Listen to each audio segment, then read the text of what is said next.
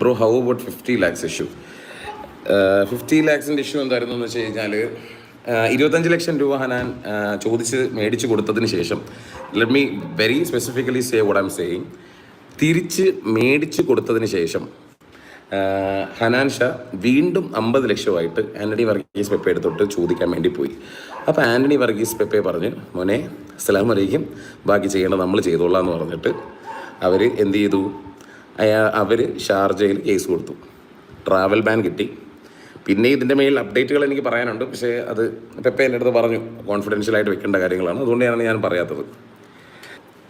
Live 465 ആൾക്കാരാണ് കയറിയിരിക്കുന്നത്. Malappuram cult ഇതിനകത്തുണ്ടെന്ന് എനിക്കറിയാം. അല്ലാതെ എൻ്റെ ലൈവിൽ കൂടി പോയി കഴിഞ്ഞാൽ 200 ആൾക്കാരെ വരത്തുള്ളൂ. മലപ്പുറം കൾട്ട് എന്താണ് ഉദ്ദേശിക്കുന്നതെന്ന് എനിക്കറിയാം. പക്ഷേ ഇവിടെ ആനമയിൽ ഒട്ടകമാണ് ഗൈസ്. ഞാൻ എല്ലാ ലൈവും ഇതിനകത്ത് തന്നെ പോസ്റ്റ് ചെയ്യും. അല്ലാതെ നിങ്ങളെപ്പോലെ പോസ്റ്റ് ചെയ്ത് കഴിഞ്ഞിട്ട് ഡിലീറ്റ് ചെയ്ത് അതിൻ്റെ സ്ക്രീൻ റെക്കോർഡിങ് കിട്ടിയ ആൾക്കാരെ വിളിച്ചിട്ട് ബിൽഡിങ്ങിനെ മേളിൽ കയറി ഞാനിപ്പോൾ ചാടും എന്നൊന്നും ഞാൻ പറയത്തില്ല.